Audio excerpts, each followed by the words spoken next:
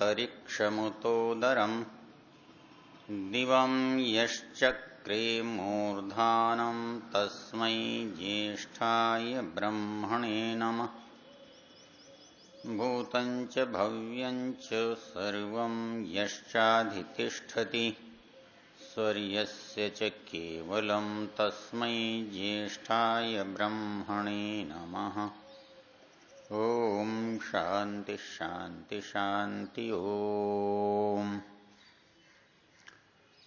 आदरणीय स्वामी जी महाराज, वानप्रस्थी जन, आदर सम्मान के योग्य माताओं बहनों, बंधुओं, प्रिय ब्रह्मचारी, कल हम चर्चा कर रहे थे प्रचार के कार्यक्रम की। तो इस अवसर पर बस्ती, खलीलाबाद, मगहर, यमला अर्जुनपुर, फरीदाबाद, ये 4-5 स्थान यात्रा में रहे। इनमें विशेष उल्लेखनीय की बात यमला अर्जुनपुर की है। वहां के कुछ लोग यहां ऋषि मेले में सदा आते रहते हैं और एक बुजुर्ग हैं, उनका बहुत वर्षों से आग्रह था। अब यमला अर्जुनपुर नाम बड़ा विचित्र था, तो मैं सोचता रहा ठीक है, गांव तो होगा, गांव भी था ही, लेकिन वहां जो बात जिस पर ध्यान जाता है वो ये थी कि उस समाज की स्थापना 1914 में हुई थी। वहां पत्थर पर उसका स्थापना जो सन लिखा हुआ था वो 1914 था और अब चल रहा है 2015। तो वो समाज कितनी पुरानी हुई? 100 साल से अधिक पुरानी हुई। मतलब एक गांव की समाज 100 साल से भी अधिक पुरानी है। और गांव तो आज भी वो समाज गांव से बाहर है, खेत में सड़क के किनारे जरूर है, पर है शहर से 1 किलोमीटर दूर है, गांव से भी बाहर है। तो 100 साल पहले तो बिल्कुल ही जंगल रहा होगा। हाँ, सड़क महत्वपूर्ण है, जो नेपाल से लखनऊ आती है बहराइच होती हुई, तो जिला उसका बहराइच है। केसरगंज तहसील है, बहराइच जिला है। तो वहां के जो ग्रामीण लोग हैं वो 100 साल से आर्य समाज का निरंतर सत्संग कर रहे हैं और कार्यक्रम करते हैं और यहां मेले में भी आते हैं। उनमें एक विशेष व्यक्ति हैं, शायद उनका नाम ठाकुर प्रियव्रत जी है या कुछ नाम है। वो वहां की सूची देखो जाने वालों की, तो आपको आर्य समाज का शायद ही कोई बड़ा विद्वान नेता ऐसा होगा जो वहां गया नहीं होगा। उनका आग्रह रहता है वहां किसी विद्वान को लाने का, बुलाने का, ले जाने का। तो मुझे भी वो कई वर्षों से कह रहे थे। तो इस बार भूपेंद्र जी ने भी कहा चलो, मैं गया हुआ हूं, वहां चलते। यात्रा में कई बार बहुत तरह की कठिनाइयां होती हैं और आदमी कई बार ये भी सोचता है कहां इस चक्कर में पड़ा है, बेकार बोझा ढोते घूमते रहो। कोई व्यक्ति नहीं मिलता, कभी वाहन नहीं मिलता, कभी सड़क नहीं मिलती, कभी जाकर आप ठहरते हैं तो आप गांव में जाएंगे तो भैंस और हम एक ही जगह ठहरते हैं। अब जो उपदेशक शहरी हैं उनके लिए तो ये बड़ी कठिन चीज हो जाती है, लेकिन अब अभ्यास है, जहां जो मिल जाए सो ठीक है। इस सब के बाद जब मैं वहां पहुंचा तो जो सुखद आश्चर्य की बात थी, वो जो आयोजक था वो प्रसन्न, इतना प्रसन्न हुआ कि उसकी आंखों में आंसू बहने लगे। बोले जी आप आ गए, मेरे आने से वहां कुछ नया तो होने वाला नहीं था, लेकिन उसको उसकी प्रसन्नता देख करके फिर ये होता है चलो रास्ते के कष्ट भोग लेंगे, कोई बात नहीं, एक आदमी खुश हो जाता है, कुछ लोगों को अच्छा लगता है, तो फिर अपने जो रास्ते की व्यथा है ना, उसको फिर याद रखने की इच्छा नहीं होती। कालिदास ने एक बड़ी सुंदर पंक्ति लिखी है, क्लेश फले नहीं पुनर्नवताम विधत्ते। पंक्ति सुना देता हूं, अच्छी बड़ी रोचक है, काव्यात्मक है, विषय से भले ही उसका संबंध ना हो। कुमार संभव एक पुस्तक है, कालिदास की रचना है, बहुत महत्वपूर्ण है। उसके प्रारंभिक श्लोक तो हिमालय की सौंदर्य वर्णन में बहुत अच्छी तरह से उद्धृत किए जाते हैं, पढ़े जाते हैं। अस्त्युत्तरस्याम दिशि देवतात्मा हिमालयो नाम नगाधिराजः पूर्वापरौ तोय निधिव गायः स्थित पृथिव्या इव मानदंड। मतलब जैसे पृथ्वी को नापने के लिए भगवान ने जो पैमाना बनाया वो हिमालय है, और वो पूर्वापरौ तोय निधिव गायः, पूर्व अपर तोय निधि को एक से दूसरे सिरे को जोड़ता हुआ स्थित पृथिव्या इव मानदंड अनंतरत्न प्रभवस्य तस्य हिमं न सौभाग्य विलोपि जातम एको ही दोषो गुण सन्निपाते नमज्जतिंदो किरणेष्विवांक। उसकी विशेषता बता रहा है, अनंतरत्न प्रभवस्य तस्य, उसकी योग्यता क्या है, कितने रत्न उसके अंदर हैं और वहां से उत्पन्न होते हैं, उसकी कोई गिनती नहीं है। अनंत रत्न प्रभवस्य तस्य, लेकिन जो ठंडक है ना, उसने बड़ा परेशान किया हुआ है। अनंत रत्न प्रभवस्य तस्य हिमं न सौभाग्य विलोपि जातम। भले ही बर्फ की तंगी वहां हो, लेकिन ऐसा है जैसे चांद में कलंक है तो कोई चांद का सौंदर्य नष्ट थोड़ा ही हो जाता है। अनंत रत्न प्रभवस्य तस्य हिमं न सौभाग्य विलोपि जातम एको ही दोषो गुण सन्निपाते निमज्जतिंदो किरणेष्विवांक। भागीरथी निर्झर के शराणाम मुहुः कंपित देवदारु यस्याम। भागीरथी निर्झर के शराणाम कहता है कि गंगा का जब जल गिरता है ना, उससे हवा में जो बूंदें उछलती हैं, उससे हुई है ठंडी हवा जहां की। भागीरथी निर्झर केसराण अम्बुवाह, मतलब जिसमें जल है, और कंपित देवदारु यस्यामृतमयी किराते, वहां पर हवा जो है वो देवदारू की है, अर्थात कितनी पवित्र है, कितनी सुंदर है। ऐसे 16 श्लोक है, बहुत अच्छे हैं। उस कुमार संभव की कहानी यह है कि कुमार कहते हैं शिव जी का जो पुत्र है कार्तिकेय। शिव जी के जो कई पुत्र हैं, वो गणेश जी का तो फालतू पुत्र है, उसका तो पिता कोई पता नहीं कौन है और कहां से आ गया, लेकिन कार्तिकेय जो है वो कुमार कहलाता है। और कार्तिकेय का एक नाम है क्या, मयूरध्वज। ये मयूरध्वज क्या होता है? अब यहां ध्यान देने की बात है, चलते हुए एक अलग बात बता रहा हूं। हमारे यहां वाहन किसके लिए आता है?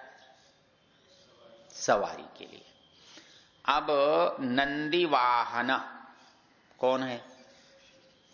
तो इसका मतलब क्या निकला, शिव जी किस पर सवारी करते हैं? पक्का। इसी तरह से गणेश जी का नाम क्या है? मूषक वाहन, ठीक है। और उसके नीचे बेचारे को, चूहे को बैठा देते हैं। वैसे ही कार्तिकेय के साथ मयूर वाहन।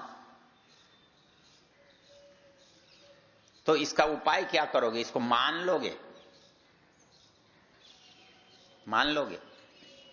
फिर क्या करोगे? नंदी वाहन का क्या करोगे? हाँ, इसका एक उपाय यह है कि एक शब्द दो अर्थों में काम में आता है। जहां नंदी वाहन कहा है वहां शिव जी के लिए वृषभ ध्वज भी कहा है। मयूर वाहन कहा है वहां मयूर ध्वज भी कहा है। मूषक वाहन कहा है वहां मूषक ध्वज भी कहा है। और क्या है, कोई और शब्द याद करो तो। हाँ, अर्जुन के लिए है, क्या है, कपिध्वज। हाँ, तो आप यूं थोड़ी करोगे कि हनुमान को सवारी बना लोगे। हनुमान को सवारी बना लोगे और नियम के हिसाब से तो बनना चाहिए, लेकिन यहां अर्जुन के झंडे पर हनुमान का चिन्ह होता है, तो बाकी के साथ ये बात क्यों नहीं लागू होगी। तो मयूरध्वज, वृषध्वज, कपिध्वज, नंदीध्वज, मूषकध्वज, ठीक है ना, चलेगा। तो इस तरह से आप समझोगे तो बात आसानी से समझ में आ जाएगी। तो वो कुमार संभव का है, कहानी बड़ी विचित्र है। कुमार संभव की कहानी ये है कि दो जो असुर हैं वो शिव जी की तपस्या करके वरदान पा लेते हैं विष्णु जी से कि हमें कोई मार नहीं सकता। और वो जब वर पा लेते हैं तो वो देवताओं को मारना शुरू करते हैं। अब देवता उनसे पिटते जाते हैं, अब उनको मार कोई नहीं सकता, ये वर मिला हुआ है। तो सारे देवता विष्णु के पास जाते हैं कि महाराज आपने ये वर दिया और ये हमारे लिए ही परेशानी पैदा कर रहे हैं। आप इनको मार नहीं सकते और ये मर नहीं सकते, और ये हमको मारेंगे, हम बच नहीं सकते। विष्णु जी उनका कष्ट देख के कहते हैं, इनको वरदान तो यही दिया है ना कि तुम नहीं मार सकते, तो ऐसा करो, शिव जी से प्रार्थना करो, यदि उनका कोई बेटा हो जाए और वो इनको मारे तो ये मर सकते हैं।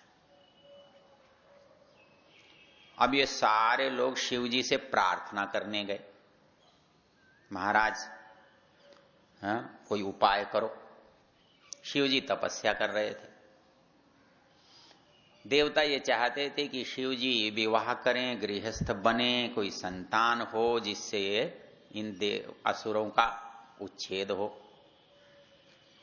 उन्होंने उपाय किया कि कामदेव को तैयार किया कि तुम शिव जी की तपस्या को भंग कर दो। वो लंबी कहानी है, उसकी चर्चा नहीं करूंगा, कभी पढ़ लेना। तो वहां पर पार्वती जो है वो शिव जी को प्रसन्न करने के लिए तपस्या करती है। पार्वती उसका नाम इसलिए है कि वो पर्वत पुत्री है। वैसे पार्वती का जो मातृगृह है वो कहां है? वो क्या नाम, कनखल। दक्ष प्रजापति की कन्या है वो, और शिव उसके पति हैं। उसमें एक रोचक बात आप देखना, शिव पार्वती व्यक्ति भी हैं, लेकिन हिमालय की दो चोटियां यदि आप उनका चित्र खींचोगे तो बिल्कुल शिव पार्वती की तरह आएगा, चाहे 1000 बार खींचना, ऐसा लगेगा जैसे शिव पार्वती खड़े। अच्छा, उस पर्वत को शिव कहा गया है, इसका एक उदाहरण लो। जो हरिद्वार के आसपास की पहाड़ियां हैं, इनका क्या नाम है? शिवालिक, अलग कहते हैं जटा को। तो मुख्य पहाड़ के बाद जो छोटी पहाड़ियां हैं वो क्या है उसकी? जटा। तो यदि छोटी पहाड़ियां जटा हैं तो शिव कौन हुआ?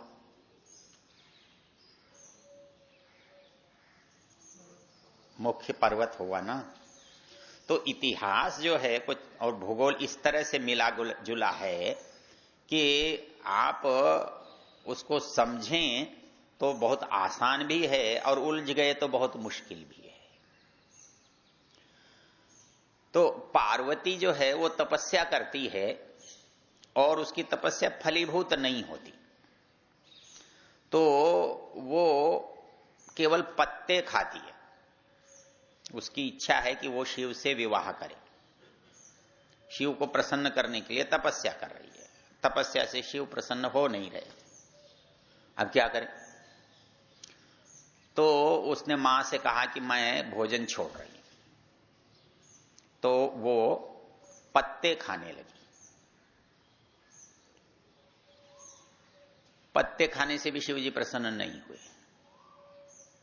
उसने पत्ते खाने भी छोड़ दिए, तो उसका नाम बना अपर्णा।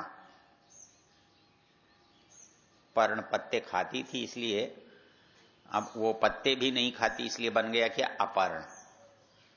उसका एक नाम है उमा। उमा क्यों कहते हैं? वो कहते हैं तपस्या, और मां कहते हैं निषेध को। उमेति मात्रा तपसा निषिद्धा।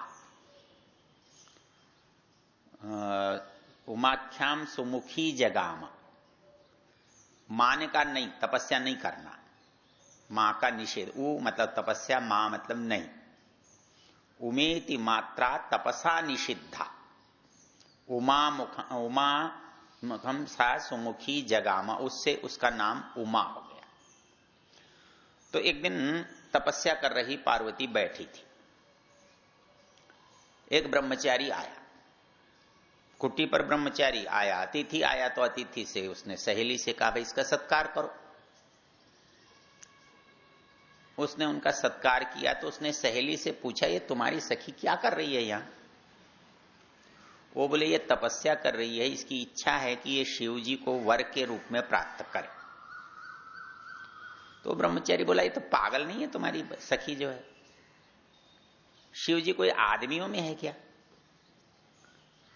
नंगा रहता है, भस्म धारण करता है, चमड़ा पहनता है, गले में सांप है, हाथ में त्रिशूल है, दूसरे हाथ में खप्पर है, कपाल है ना, इसलिए शिव का एक नाम है कापालिक। कपाल है जिसके हाथ में। तो ऐसे ऐसे बोल रहा था, तो पार्वती को यह पसंद नहीं आया। उसने कहा कि इस अतिथि से बोलो, ऐसे नहीं बोलेगा। अतिथि माना नहीं और वैसे निंदा करता रहा। वो निंदा करता रहा तो पार्वती उठ करके जाने लगी। जैसी पार्वती उठकर जाने लगी तो ब्रह्मचारी अपने असली रूप में आ गया, वो था शिव। अब सामने शिव को देखकर उसकी क्या स्थिति हुई, उसको कवि ने एक सुंदर पंक्ति में चित्रित किया है। वो कैसे चित्रित किया है? वो कहता है ताम वे पथुमती सरसंग यष्टिर निक्षेपणाय पदमुद्धृत मुद्वहंती मार्गाचल व्यतिकरा कुलिते व सिंधु शैलादिराज तनया नययौ न तस्थौ। उत्तम कोटि के काव्य में आता है। ये कहता है कि कोई नदी ऊपर से बहती हुई आ रही है और एकदम पहाड़ का बड़ा सा पत्थर उसके सामने आ जाए तो क्या होगा? टकरा कर क्या करेगी? पीछे तो जा नहीं सकती, आगे जगह नहीं है। तो ययौ न तस्थौ, न ययौ न तस्थौ, ययौ गई नहीं, न तस्थौ रुकी नहीं। तो इस समय जो चित्रण है उसको इसने किया है। वो ये कहता है कि तांवे पथुमती सरसंग यष्टिर निक्षेपणाय पदमुद्धृत मुद्वहंती, मतलब उसने उस स्थिति को देखा तो एकदम लौटने की इच्छा की, लेकिन लौट नहीं सकी, आगे बढ़ नहीं सकी, क्योंकि जैसे पहाड़ी नदी पहाड़ से टकरा कर न आगे जा सकती है न पीछे हट सकती है, तो यहां पर जो उसका कवित्व है ययौ न तस्थो, यहीं पर वो अगली पंक्ति है, क्लेश फले न ही पुनर्नवताम विधत्ते। बच्चा क्या सोचता है कि इस बार परीक्षा समाप्त हो जाएगी ना तो फिर मैं पूरे दिन सोऊंगा, नहीं सोचता। सोचता है कई दिन से जागना हो रहा है, कई दिन से बड़ा श्रम करना पड़ रहा है, बस इस बार एक बार परीक्षा हो जाए तो फिर दिन भर सोऊंगा। और जैसे ही परीक्षा होती है उसे सोना भूल जाता है, अपना खिलौना खेल उठाता है, खेलने चला जाता है। क्यों? कहता है क्लेश फले न ही पुनर्नवताम विधत्ते। क्लेश के बाद यदि फल मिल जाए तो फिर वो पुरानापन नहीं रहता, वो थकान नहीं रहती। क्या हो जाता है? नवताम विधत्ते, एकदम नयापन आ जाता है, उत्साह आ जाता है, उमंग आ जाती है, पुराने दुखों को, पुरानी मेहनत को भूल जाता है। प्रसन्नता इतनी बढ़ जाती है कि पुरानी चीज उसे याद ही नहीं रहती। क्लेश फले न ही पुनर्नवताम विधत्ते। बात किस पर चली थी? बात इस पर चली थी कि जाते जाते जो रास्ते में परेशानियां होती हैं और बेचारा मंत्री कहता है पंडित जी आप नहीं आते तो मेरा जलसा ही बिगड़ने वाला था, तो आदमी को लगता है बड़ा धन्य आदमी है तू, हाँ, कि देखा इस आदमी का जलसा ही बचा दिया, इतने से प्रसन्न हो जाता। एक रोचक बात सुनाता हूं। राउरकेला में एक बार एक कार्यक्रम में जाने का अवसर मिला। क्या होता है कि जब आप कार्यक्रमों में जाते हैं तो हर जगह एक सा नहीं होता। कोई आपका बहुत सम्मान करता है, कोई आपकी उपेक्षा करता है, कोई आपको बहुत अच्छा भोजन कराता है, कहीं भोजन की व्यवस्था ही नहीं होती है, कोई बहुत अच्छी जगह ठहराता है, कोई वैसे ही पटक देता है। और आप यदि कोई धारणा बनाकर चलो तो बड़ा मुश्किल है, फिर आप काम नहीं कर सकते। राउरकेला में एक आचार्य देवव्रत जी हैं, साधु हैं, उनके भक्त हैं बहुत लोग। तो उनका एक भक्त बड़ा होटल वाला है, राउरकेला का बड़ा होटल है। तो उन्होंने हमको कार्यक्रम में, मुझे और स्वामी प्रणवानंद जी को, उन्होंने होटल के कमरे में ठहरा दिया। उन्होंने कहा स्वामी जी महाराज मेरा भी एक दो कमरा खाली है, आप काम में ले लेना। हमसे बाद में जो उपदेशक आए, किसी को धर्मशाला में ठहरा दिया, किसी को किसी दूसरे होटल में ठहरा दिया। तो एक सज्जन थे, नाम नहीं बताऊंगा, उनको पता लगा कि हम तो फला कितने तारांक होटल है उसमें ठहरे हैं। उस बेचारे को बहुत दुख हुआ कि मुझे तो धर्मशाला में ठहरा दिया है और इन लोगों को 5,000 रुपये रोज के कमरे में ठहरा रखा है। हालांकि उस कमरे में रहता कौन था, दिन भर तो जलसे में, सिवाय स्नान निवृत्त होने के और कोई काम कमरा नहीं आता, सोए नहाए धोए चले आए। लेकिन जब मानसिकता बनती है तो लगता है। वो में सज्जन मेरे से बोले आपके तो बहुत ठाठ हैं, आप तो 5,000 रुपये रोज के कमरे में ठहरे हैं। मैंने कहा पंडित जी आप उपदेशक नहीं हो, उपदेशक का घर तो 3 दिन का होता है। अब साल भर हम घूमते रहते हैं, यहां का दूध याद करते रहते हैं, वहां दूध पीते नहीं है। हाँ, यहां का परिस्थिति वातावरण याद करते हैं, वहां होता नहीं है। या तो वही रख लो या यही रख लो, दोनों तो रह नहीं सकते। तो जो है सो है। तो मैंने कहा पंडित जी यदि ये सोच हुआ तो आप उपदेशक ही तो नहीं कर सकते ना। उपदेशक का घर 2 दिन का, 3 दिन का, चाहे वो 5 सितारा होटल है या झोपड़ी है, इससे क्या अंतर पड़ता है। मैंने कहा कल मुझे विदिशा के गांव में जाना है, जहां बिजली का तार तो होगा पर बिजली नहीं होगी, और सचमुच में भी वहां बोरी बिछा करके तो मैं सोया खेत में। मतलब 1 दिन पहले मैं होटल में था, वो कहता था कि ये 5,000 रुपये रोज का कमरा है, और अगले दिन मैं खेत में जहां धूल भरी आंधी चल रही थी, ऐसे ही दिन थे, और बिजली थी नहीं, और उसने बिस्तर के नाम पर बोरी बिछा रखी थी, उस पर भी आनंद आ रहा था। तो यदि आप शर्तों के साथ काम करोगे ना तो नहीं कर पाओगे,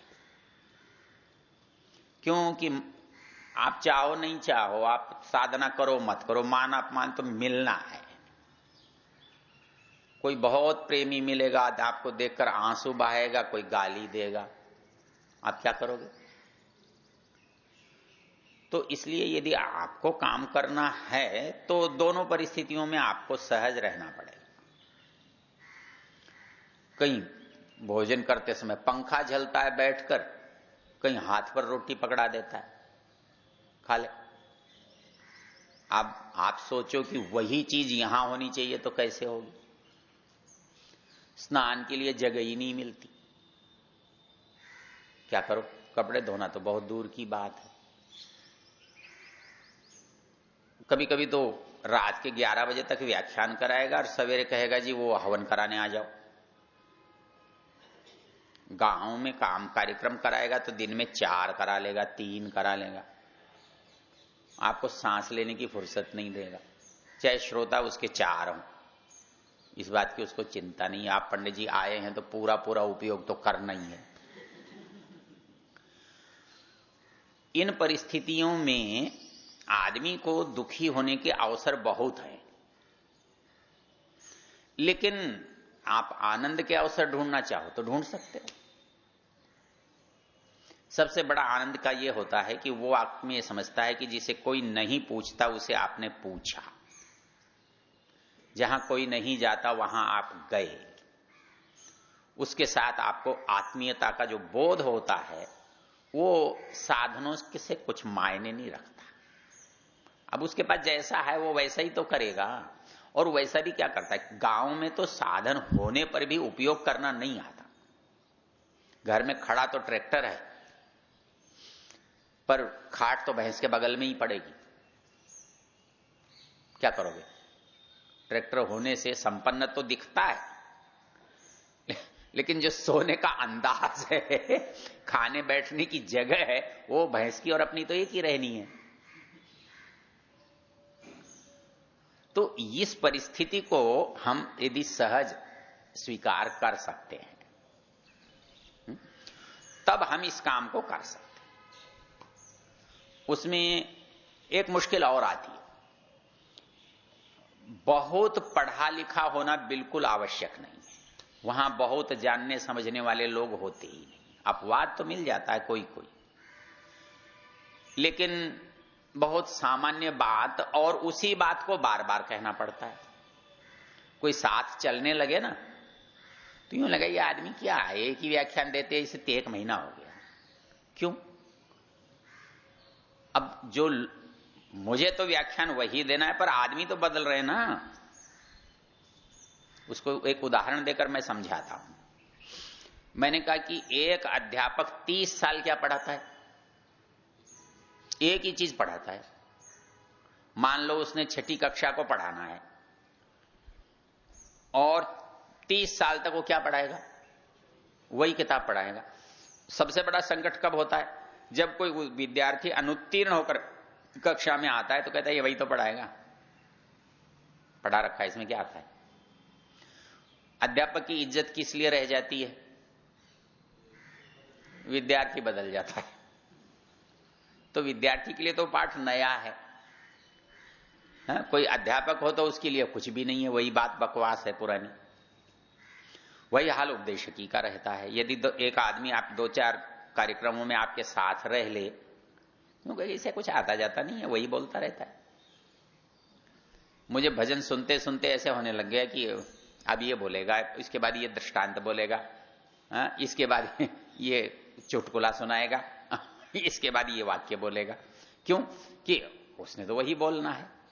यहां वो बोला, फिर दूसरी जगह वो बोला, तीसरी जगह वो बोला।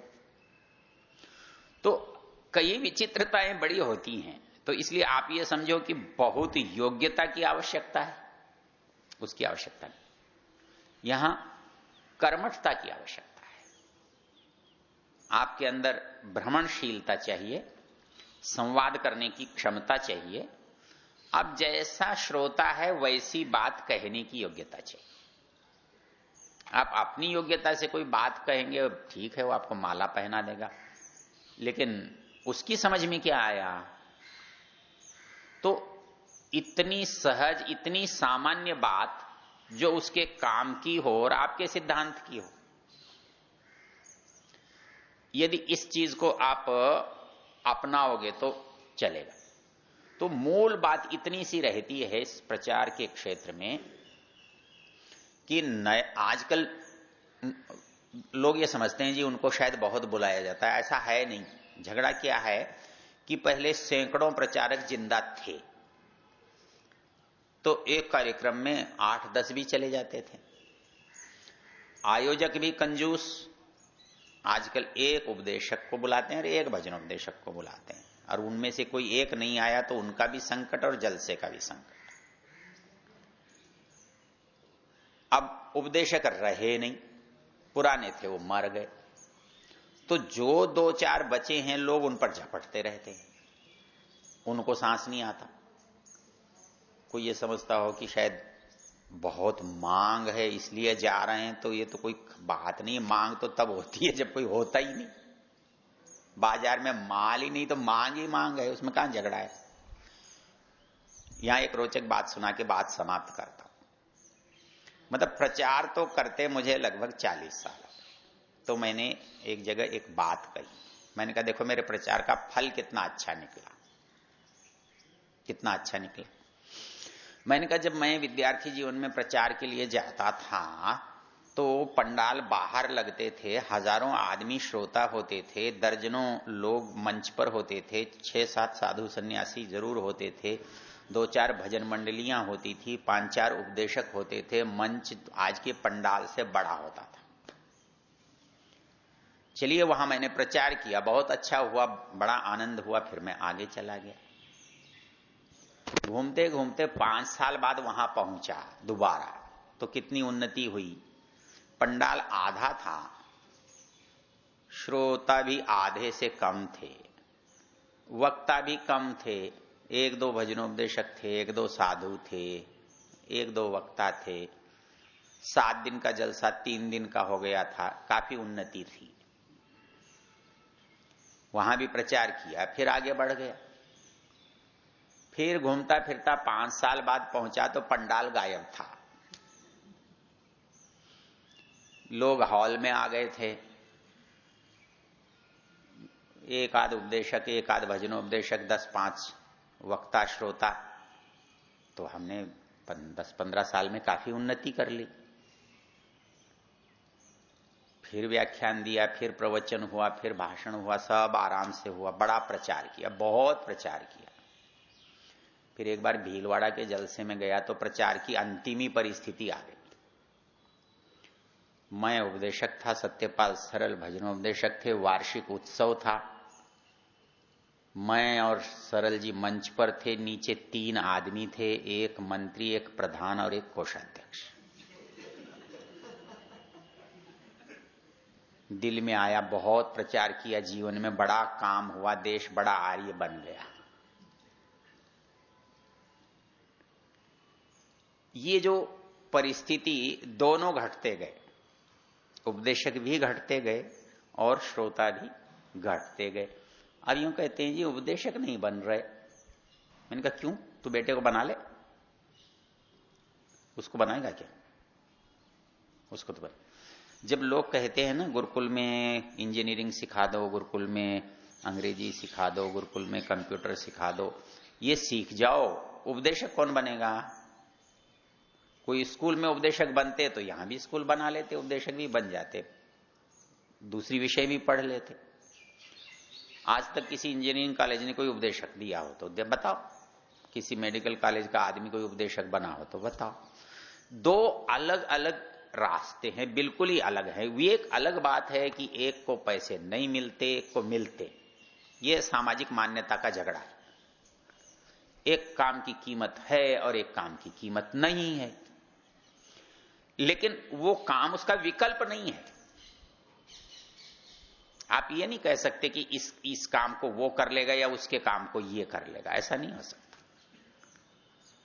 दोनों का काम अलग अलग ही होगा, अलग अलग ही लोग करेंगे। अंतर इतना है कि जहां पैसे ज्यादा मिलते हैं आदमी अपने बच्चों को वहां भेजता है, जहां नहीं मिलते, कम मिलते हैं, वहां मजबूरी में आदमी आता है। और कुछ विषय नहीं मिला तो यही पढ़ लिया, जगह नहीं मिली तो यहीं आ गए, कोई साधन नहीं बना तो इसी में काम चला लिया।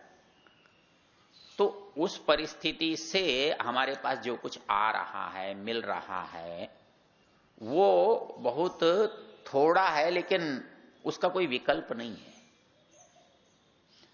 इसका मूल कारण जो है वो आज नहीं बताऊंगा, समय हो गया, फिर कभी इसकी चर्चा करेंगे। तो ये मोटी मोटी बातें आपसे करने का एक प्रयोजन है कि आप उस क्षेत्र में हैं या उतर रहे हैं जो यही क्षेत्र है। तो इसमें कोई बहुत आकर्षण है ऐसा नहीं है, ये स्वैच्छिक है। आपको करके खुशी होती हो तो आप खुश हो सकते हो, आपके अंदर की खुशी आपके लिए काम दे सकती है। आप ये सोचो कि बाहर से आपको खुशी देने वाला काम हो जाएगा, वो नहीं होगा। यदि उस कारण से आप इस रास्ते जाओगे तो आपको निराशा हो सकती है। आपकी लगन है, आपकी इच्छा है, इन परिस्थितियों का आप सामना करने को तैयार हो, वो ये काम भी आपको खुशी दे सकता है। चलिए बात को विराम देते हैं। बहुत बहुत धन्यवाद।